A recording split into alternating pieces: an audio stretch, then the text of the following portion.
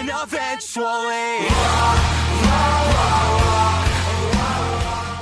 오늘 하나님께서 우리에게 주신 말씀은 창세기 12장 10절부터 13절 말씀입니다. 오수경 집사님 성경 봉독해 주시겠습니다. 하나님께서 오늘 우리에게 주신 말씀은 창세기 12장 10절 13절까지 말씀입니다. 말씀을 봉독하겠습니다. 이 땅에 기근이 들었으므로 아브라함의 애굽에 거류하려고 그리로 내려갔으니 이는 그 땅에 기근이 심하였습니다. 그가 애굽에 가까이 이르렀을 때 그의 아내 사레에 말하되 내가 알기에 그대는 아리따운 여인이라.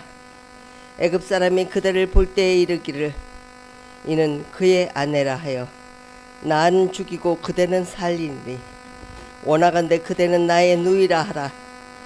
그러면 내가 그대로 말미암아 안전하고 내 목숨이 그대로 말미암아 보존되리라 하니라. 아멘. 아멘. 예, 자리에 앉으시 바랍니다. 지난주 우리는 제단을 쌓는 아브라함이라는 제목으로 함께 말씀을 보았습니다. 아브라함이 여호와의 말씀을 따라 하란을 떠나 강을 건너 가나안 땅을 향합니다. 그는 조카 롯과 그의 아내 사레 그리고 하란 땅에서 거둔 많은 소유들을 이끌고 이제 가나안 땅에 도착하게 되죠. 그가 처음 도착한 곳은 세겜이었고 그 세겜에서 제단을 쌓았습니다. 그리고 이어 베델로 옮겨가서 그곳에서 제단을 쌓고 여호와의 이름을 불렀다라고 말씀을 드렸죠.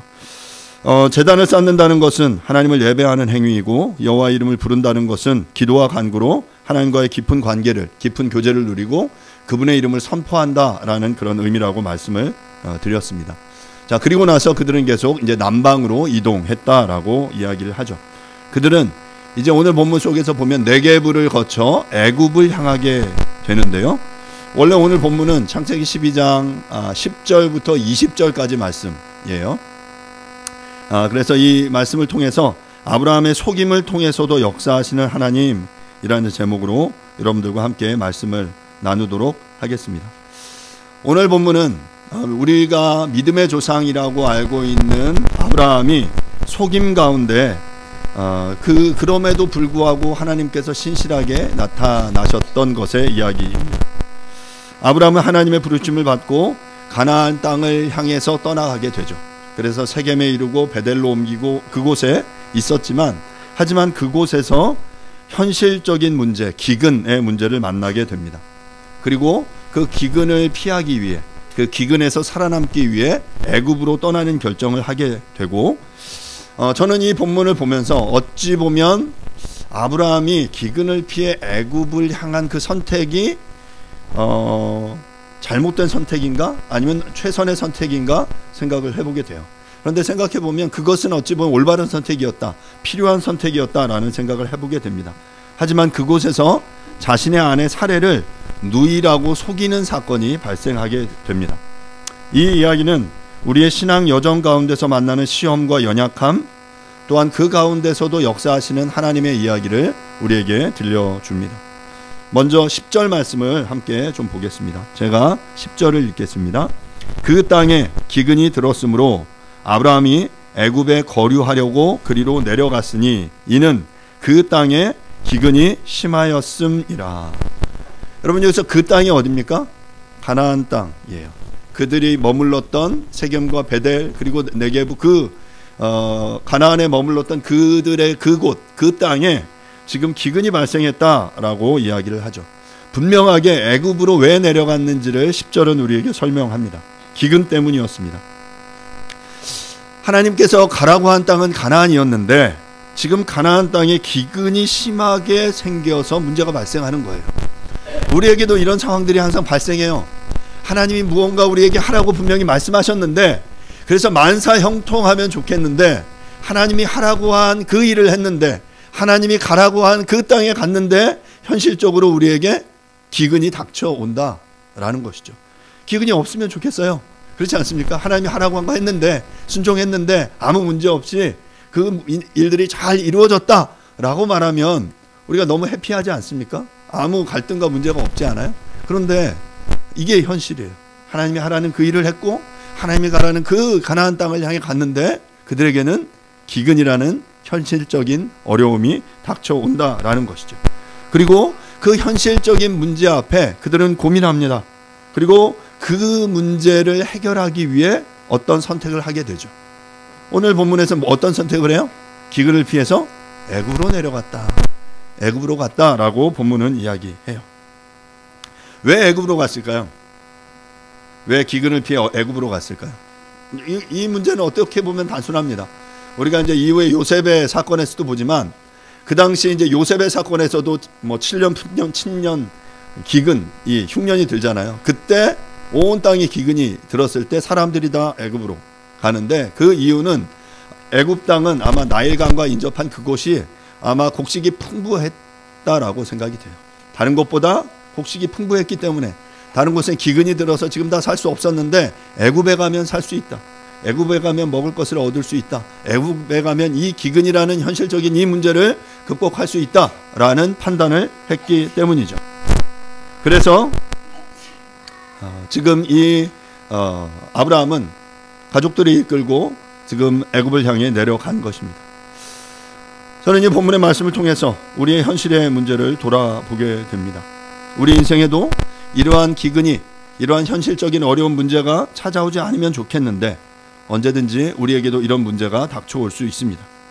마찬가지로 우리는 우리의 믿음에 따라 현실적인 어떤 선택들을 하게 되죠. 하나님의 부르심을 따라 믿음의 삶을 산다고 하지만 종종 우리에게 닥쳐오는 이런 현실적인 문제 앞에서 우리는 인간적인 선택을 하게 된다라는 것이죠. 이 선택은 당연히 우리에게 있어야 하는 선택이에요.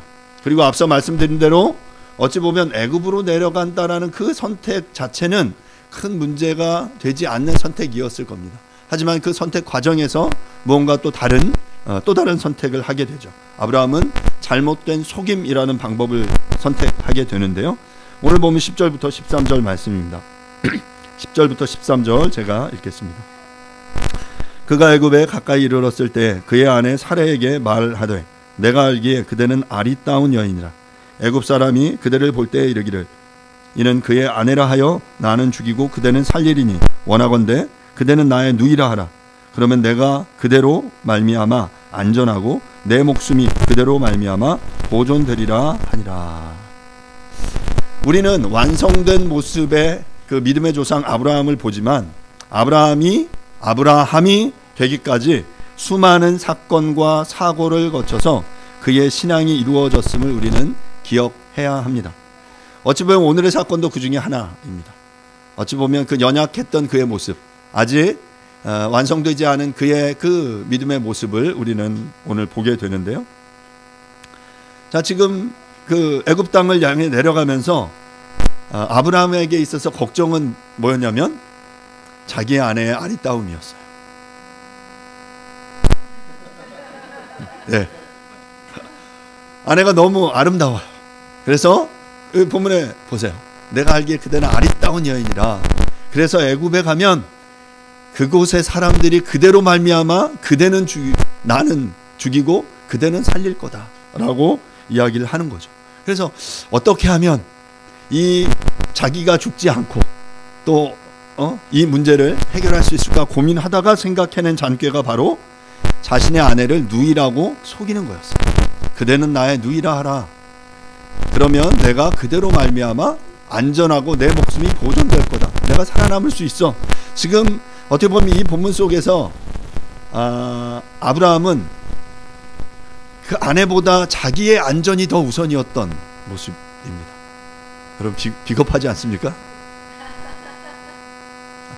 아내를 위해 지키기 위해 목숨을 걸고 싸워야 되는데 지금 그게 아니라 당신 누이라고 해.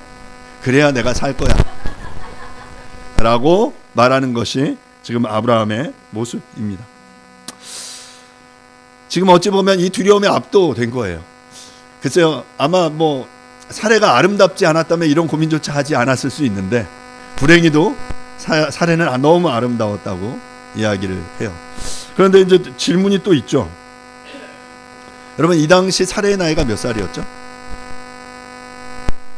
몇 살이었을까요? 자, 아브라함이 가나안 땅에 들어갈 때 그곳의 나이가 아브라함의 나이가 몇 살이냐면 75세였어요. 그리고 사례는 10살 차이거든요. 10살 연하예요. 그럼 사레의 나이는 몇 살입니까? 65세. 놀랍지 않습니까? 안수 집사님 조심하십시오.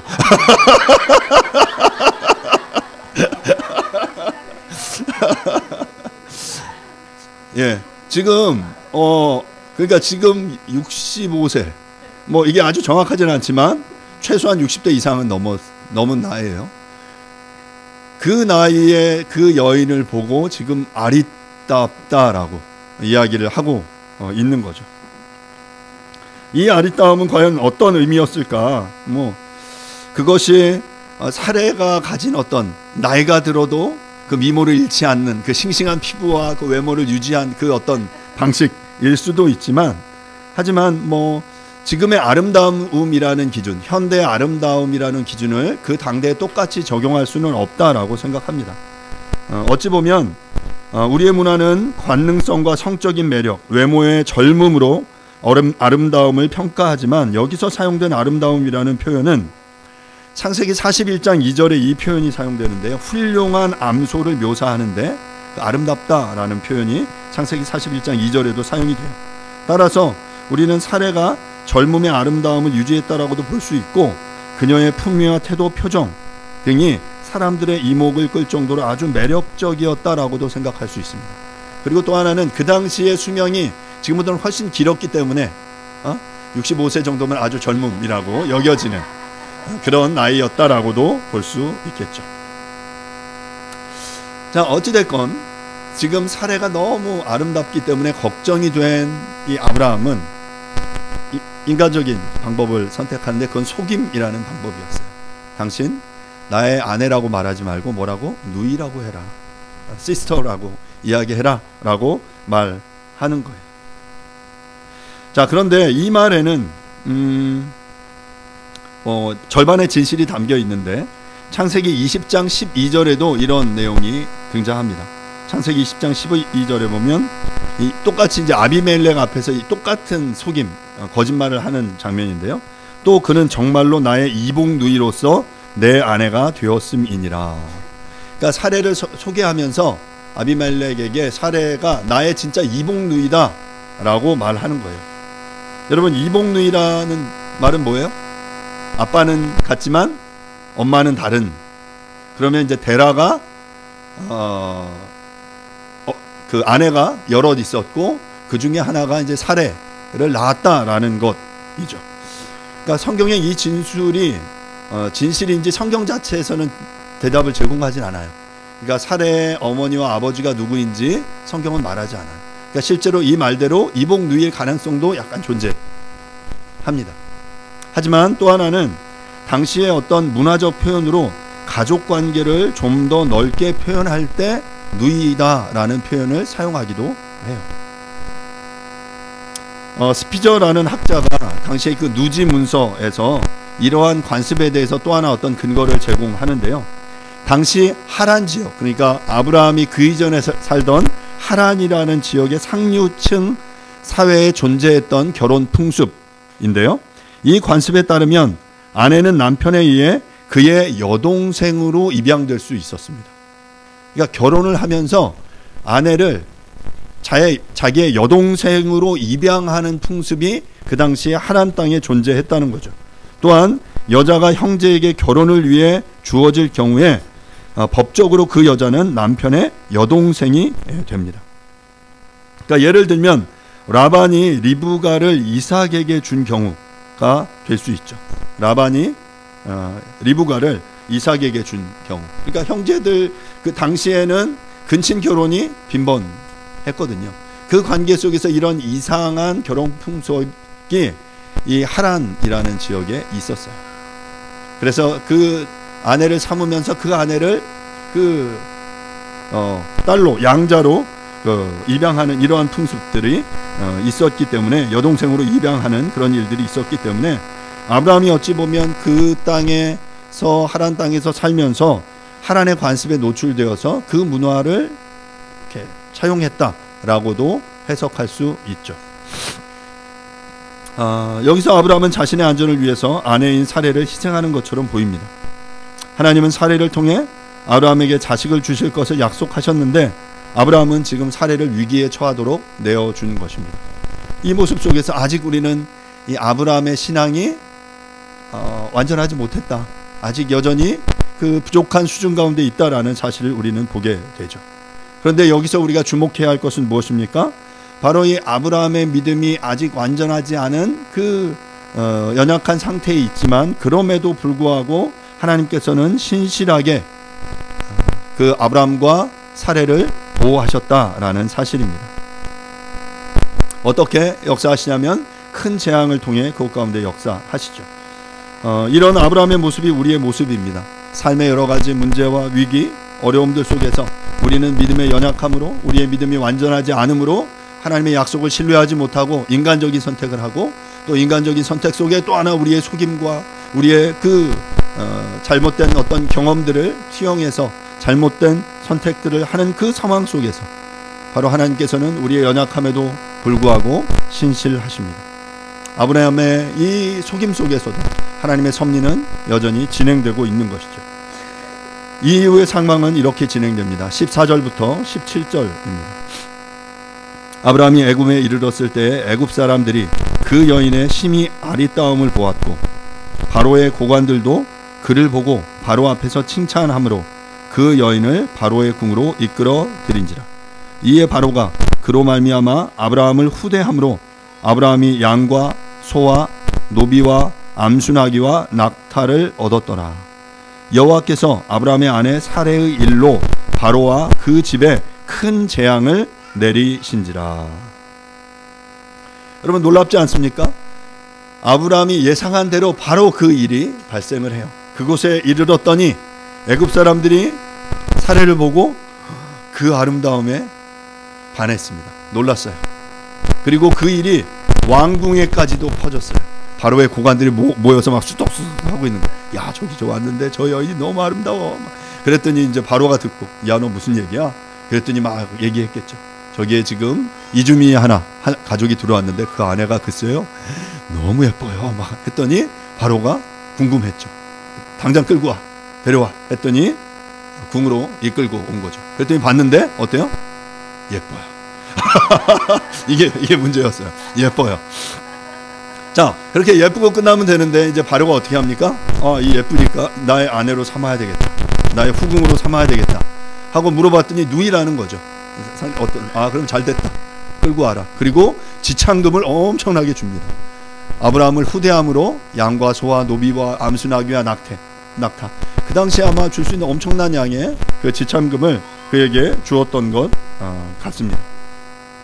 그리고 이제 그 실제로 그 사례를 끌고 와서 이제 아내로 삼으려고 하는, 모르겠어요. 이제 데려와서 이제 첫날 밤을 보내려고 하는 그날이었는지도 모르겠어요. 그랬더니 17절에 어떤 일이 벌어지냐면 여호와께서 아브라함의 아내 사레의 일로 바로와 그 집에 큰 재앙을 내리셨다라고 말하고 있습니다. 여러분, 이 큰 재앙은 어떤 내용일까요? 큰 재앙은, 그러니까 이것 자체도 성경이 명확하게 얘기하지 않지만 추측해 볼 수 있어요. 한 세 가지 정도로 추측해 볼 수 있습니다. 가장 첫 번째는 육체적인 질병, 고통이었을 겁니다. 아마 갑자기 막 온 가족이 막 질병이 도는 거죠. 문제가 생기는 그런 상황일 수도 있고요. 두 번째는 여성들과 관련된 불임 혹은 생식의 문제였을 것이라고 생각됩니다. 유사한 사건이 창세기 20장에 등장하는데요. 아브라함이 같은 잘못을 아비멜렉 앞에서 반복했을 때 하나님은 그 아비멜렉의 집안에 태를 닫으셨다라고 창세기 20장 18절은 기록하고 있어요. 그러니까 그 집안에 그 여인들이 다 잉태하지 못하는 어떤 문제들이 생기게 된 거죠. 아마 뭐 이를 통해 본다면 아마 바로의 집안에도 이러한 관련된 문제들이 발생하지 않았을까라는 생각도 해볼 수 있고요. 또한 세 번째는 자연재해나 심리적인 두려움일 수 있습니다. 출애굽 당시 임했던 여러 가지 재앙과 같은 것이 지금 그곳 가운데 임했을 수도 있고, 아마 그 취하려고 하는 때 그에게 알 수 없는 어떤 두려움이 압도했을 수도 있어요. 아마 제가 볼 때는 이제 두 번째는 조금 확률이 낮을 것 같고, 왜냐하면 큰 재앙이 임했을 때 바로 알아야 되잖아요. 바로 이것이 정말 내가 이 여인을 취해서는 안 되는 큰 재앙이구나 라는 것을 즉각적으로 알아야 했기 때문에 아마 첫 번째나 세 번째의 가능성이 좀 더 높지 않을까라는 추측을 해보게 됩니다. 자, 그러면 우리가 이러한 재앙, 그러니까 중요한 건 어떤 건지 정확히 모르는데 분명히 큰 재앙이 임했다라는 것이고, 그 재앙을 통해 우리가 기억해야 할 것은 이 재앙의 목적이 바로와 그의 집안을 벌하기 위한 것이 아니라 아브라함과 사레를 보호하시고 하나님이 당신의 구속 계획을 완수하시기 위한 그 신적인 직접적인 개입이었다라는 사실입니다. 이 재앙을 통해서 바로는 자신이 취한 이 사레에게 뭔가 문제가 있음을 즉각적으로 알게 됐을 거고, 그래서 아마 수소문을 했겠죠. 어떻게 된 거냐? 그랬더니 실은 이 사레가 나의 누이가 아니라 나의 아내입니다 라고 말한 거죠. 그리고 나서 어떻게 하게 됩니까? 이제 결국 그 사례를 돌려보냅니다. 그런데 저는 이 본문 속에서 그 한 가지 생각해 볼 건 이 과정 속에 반응하는 이제 바로의 모습이에요. 18절부터 20절인데요. 18절부터 20절 말씀을 읽겠습니다. 바로가 아브라함을 불러서 이르되 내가 어찌하여 나에게 이렇게 행하였느냐. 아마 그 사례가 이야기했을 수도 있어요. 큰 재앙이 일어나 하자. 야, 어떻게 된 거야? 라고 사례에게 물었던 실은 제가 아브라함의 아내입니다. 뭐 이렇게 대답했겠죠. 그때 이제 아브라함을 불러서 18절에 이야기하는 거예요. 네가 어찌하여 나에게 이렇게 행하였느냐. 내가 어찌하여 그를 내 아내라고 내게 말하지 아니하였느냐. 내가 어찌 그를 누이라 하여 내가 그를 데려다가 아내를 삼게 하였느냐. 내 아내가 여기 있으니 이제 데려가라 하고 바로가 그 사람들에게 그의 일을 명하매 그들이 그와 함께 그의 아내와 그의 모든 소유를 보내었더라. 놀라운 것은 저는 바로의 반응이에요. 여러분, 당시 애굽의 파라오, 애굽의 황제는 뭐 무소불위의 권력을 가지지 않았습니까? 본문에서도 마음만 먹으면 아무 여자나 데려다가 자기 아내로 취할 수 있었어요. 엄청난 재물을 주고 취할 수 있었어요. 그리고 만약에 지금 자기를 속인 것을 알았으면 벌을 내려서 이 나를 이렇게 속여? 하고 아마 뭐 능지처참을 했을 수도 있는데, 이 상황 속에서 자신을 속은 아브라함에게 분노하여 큰 벌을 내린 것이 아니라 아브라함을 불러 조용히 꾸짖고 아내를 데려갈 것을 명합니다. 그리고 또 여기서 우리가 간과하지 말아야 할 하나의 사실은 그가 내렸던 그 하사했던 지참금을 하나도 돌려받지 않아요. 그 모든 것들을 다 가지고 돌아가도록 해요. 그의 아브라함의 속임이 도리어 아브라함의 재산의 증식의 수단이 되는 놀라운 아이러니가 발생하게 되죠. 당시의 권력이라면 자신이 원하는 것을 얻기 위해 방해되는 모든 이들을 죽일 수 있었어요. 우리가 열왕기상 21장의 나봇의 포도원의 이야기를 잘 알죠. 아합과 이세벨이 자신이 원하는 포도원을 얻기 위해 그 나봇을 거짓 그 증언들을 통해 죽여버리고 포도원을 취한 이야기를 압니다. 바로는 능히 그럴 수 있었지만 바로는 그를 죽이지 않고 조용히 떠나가게 하죠. 왜 그랬을까요? 단지 바로가 선한 왕이기 때문에, 도덕적인 왕이기 때문에, 뭐 물론 그랬을 수도 있지만 저는 이 이면에 하나님께서 그 가운데 역사하셔서 아마도 정확히 알 수 없지만 바로는 이 아브라함의 배후에 어떤 힘이 작용하고 있다라는 사실을 깨달았을 거예요. 그는 비록 이방의 권력자였지만 이해할 수 없는 방식으로 이 하나님이 어떤 절대자가 이 아브라함의 배후에 계시고, 그래서 자신들에게 이런 큰 재앙을 내리고 그를 해하지 못하고 계시게 하고 계시다라는 사실을 그는 본능적으로 깨달았을지도 모릅니다. 그래서 아브라함에게 그 아내를 데려가고 그의 모든 소유와 함께 떠나라 라고 명하죠. 그리고 20절에 보면 사람들에게 그의 일을 명해요. 그러니까 모든 사람에게 알게 하는 거죠. 야, 너희들 그들에게 손대지 마. 그리고 그들 잘 안전하게 떠나게 해 라고 명령한 것입니다. 저는 오늘의 본문 속에서 우리가 배워야 할 몇 가지가 있다라고 생각합니다. 첫 번째는 하나님을 신뢰하라는 것이고, 두 번째는 우리의 실수, 속임, 우리의 연약함 이후에도 그 하나님을, 그 은혜를 의지하라는 것입니다. 가나안 땅에 도착했던 아브라함에게 기근이 임한 것처럼 우리의 삶 속에도 기근과 같은 실제적인 어려움이 언제든지 찾아올 수 있습니다. 그러한 상황 속에서 우리는 하나님의 약속을 믿고 의지해야 합니다. 이 과정 속에서 인간적인 방책은 일시적인 해결책일 뿐 진정한 구원은 오직 하나님께 있음을 우리는 깨달아야 합니다. 또한 우리는 아브라함처럼 우리의 연약함으로 인해서 언제든지 실수할 수 있습니다. 그 당시 우리가 어떤 잘못된 선택을 할 때는 내가 하는 선택이 하나님의 방법보다 훨씬 더 효과가 있는 것처럼 느껴지고, 그래서 주변을 속이고 나의 힘을 의지하는 거죠.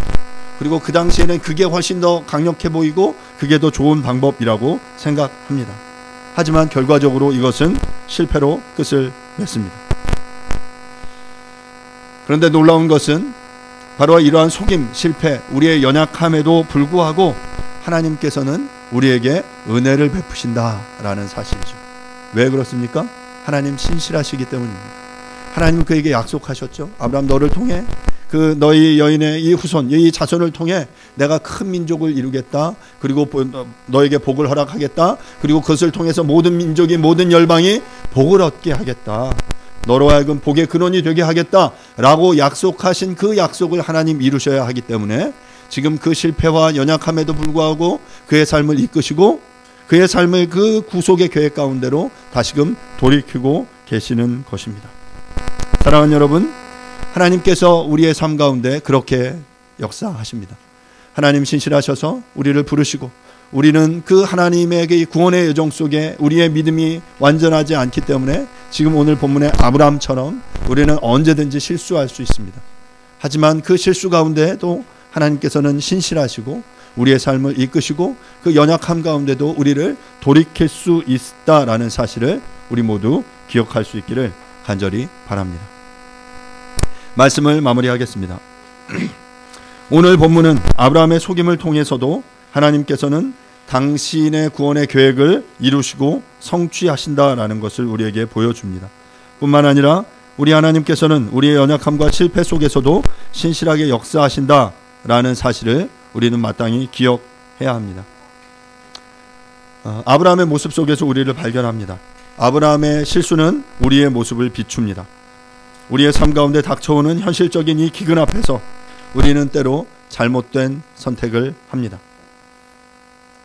하나님의 일을 하나님의 그 부르심 속에 한다라고 하지만 그 여정 속에서도 어김없이 우리에게는 기근이 찾아오죠. 그리고 그 기근을 해결하기 위해 인간적인 모든 방법들을 우리는 동원합니다. 그 방법이 하나님께 합한 방법일 때도 있지만 때로는 그것이 우리의 잘못된 경험, 잘못된 선택이 되는 경우들도 있습니다.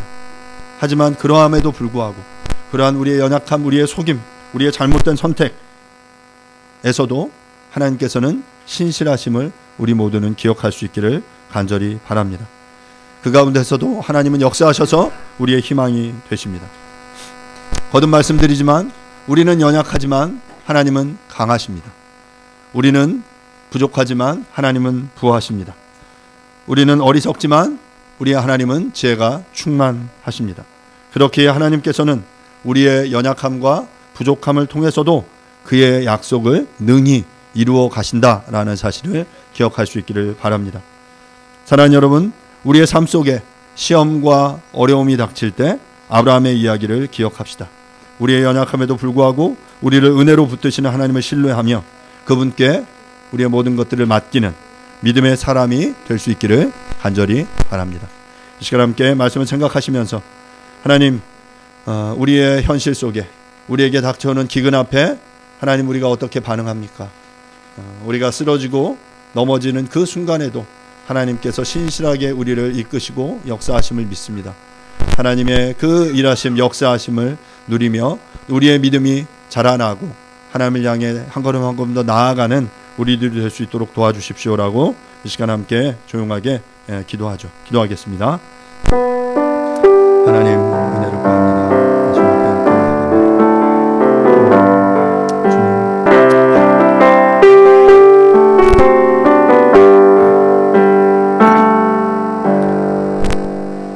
하나님 은혜를 감사드립니다. 이 시간 아브라함의 이 모습을 통해 우리의 모습을 발견합니다. 하나님의 일을 한다고 하면서 하나님의 부르심에 응답하며 살지만 여전히 그 상황 속에서 우리는 현실적인 어려움, 그 기근에 직면합니다. 그 문제 앞에 우리가 우리의 그 지혜와 인간적인 모든 경험을 동원해서 그 문제를 해결하기 위해 노력하지만 여전히 우리의 연약함으로 인해서, 우리의 어리석음으로 인해서 우리는 실수하고 실패하고 때로는 잘못된 방식을 선택하기도 합니다. 우리의 속임을 통해서도, 우리의 연약함을 통해서도 하나님 신실하셔서 찾아오시고, 그래서 그 문제들을 극복하고 하나님의 놀라운 방식으로 우리를 이끌어가 주시는 것을 인해 감사합니다. 주님, 그 하나님의 은혜에, 그 하나님의 지혜에 우리가 순종하며 나아갈 수 있게 도와주십시오. 우리의 어리석음을, 우리의 연약함을, 우리의 부족함을 인정하게 해주시고, 그 하나님의 크고 부요하심을 경험할 때 하나님 우리의 것들을 내려놓고 주님 앞에 순종하며 나아가는 우리의 모든 인생이 되어줄 수 있도록 하나님 축복해 주시옵소서. 모든 것 주님께 의탁드립니다. 감사드리고 예수님의 이름으로 기도합니다. 아멘. 뉴시티 교리문답 52번 문항입니다. 영생은 우리에게 어떤 희망을 줍니까? 영생은 타락한 이 세상이 전부가 아니며 곧 새로운 도성인 새 하늘과 새 땅에서 하나님과 영원히 함께 살며 그분을 즐거워하게 되리라는 사실을 일깨워줍니다. 우리는 모든 죄에서 완전하고 영원히 해방되어 새롭게 회복된 창조 세계에서 새롭게 회복된 몸을 입고 살게 될 것입니다. 아멘. Eventually